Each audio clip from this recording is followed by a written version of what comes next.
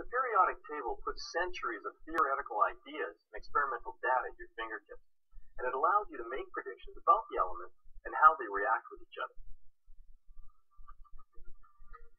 On the periodic table, metals become increasingly reactive as we go down and left. Non-metals become increasingly reactive as we go up and right. Except at the extreme right, where we find the noble gases. The valence electrons of an element determine its chemical behavior.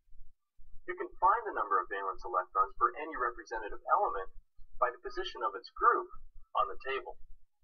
Noble gases have full outer levels. Think of them as zero. For metals, count from the left, adding 1 per group, to find out how many extra valence electrons the metal has to give away. For nonmetals, count from right to left, noble gases being zero, to find out the number of valence electrons the element needs to fill in its outer energy level. So, how would we use the periodic table to predict chemical reactions?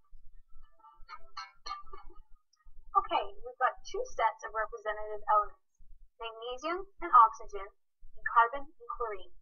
So what kind of reactions can we predict for each set by using the periodic table of elements? First, magnesium and oxygen. Magnesium is a metallic element. When we look on the periodic table, we find that it's somewhat reactive. And counting from the left side, it has to give away 2 valence electrons. We use an energy level diagram to show why.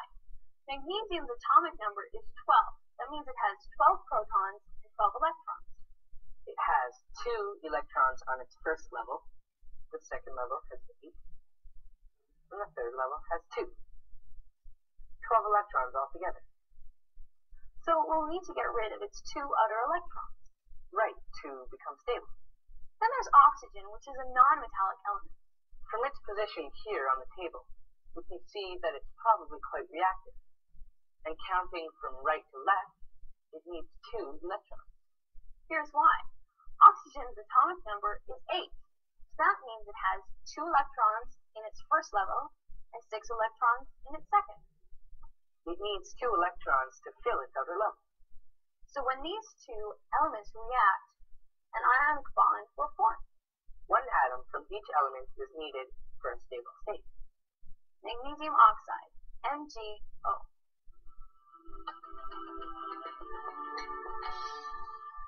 Second, there's carbon and chlorine. Carbon is on the non-metal side of the table. Its position here shows it has 4 valence electrons. The energy level diagram for the carbon atom shows us why. Its atomic number is 6. That means it has 6 electrons, 6 protons.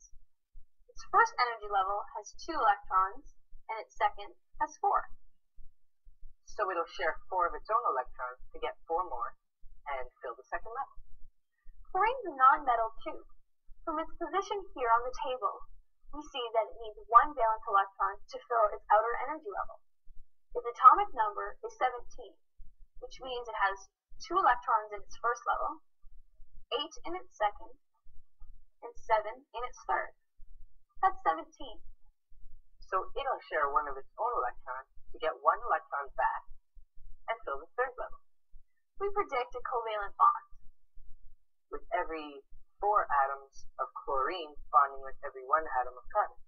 That should give us carbon tetrachloride, CCl4, a molecular compound, which is a non-polar solvent used in preparing other carbon compounds. Nice job with your chemical predictions. If you apply the rules, it isn't too hard. That's true, but it's important to recognize that we've been applying the simplest rules of chemical behavior. So there are other possibilities? Absolutely. Chemical reactions can be very complex. Many elements, under the appropriate conditions, can combine in different proportions. Like what? For example, carbon plus oxygen can react to form carbon dioxide or carbon monoxide. Carbon can also combine to form the most fantastic and complex organic molecules, from sucrose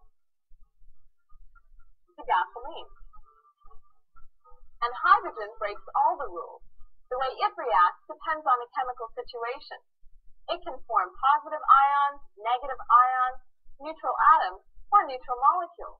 So the simple rules that we use are correct. But they only take us so far. That's true. The rules of chemical bonding are useful, but they're never really absolute. They're the best explanations we have for what we observe.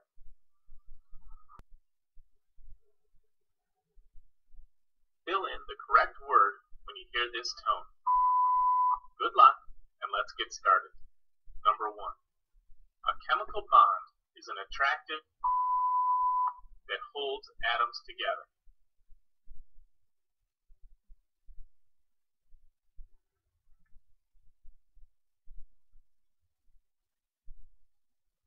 Number 2. Chemical bonding is the process of atoms combining to form new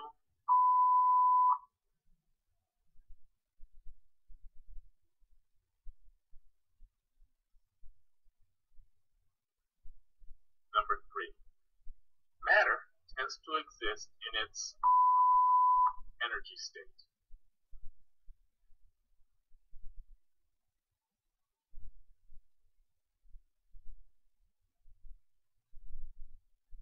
Number 4. An bond is a bond in which one atom donates electrons to another atom.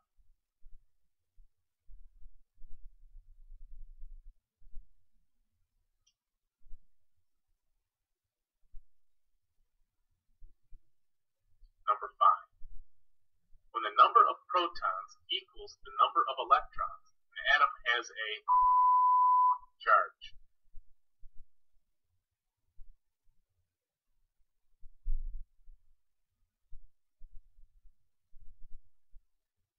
Number 6. Ions are atoms with a positive or negative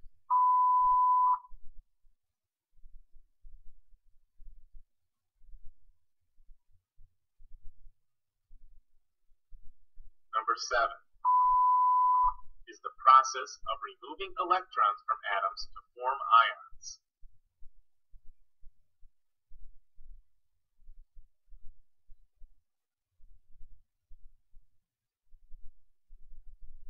Number 8. Electron is the tendency of an atom to gain electrons when forming bonds.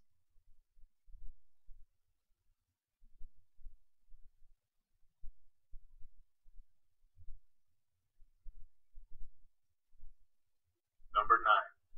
A bond in which atoms share electrons is called a bond.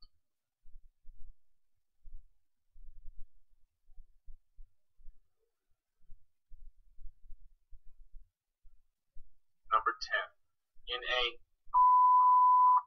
bond, many electrons are shared by many atoms.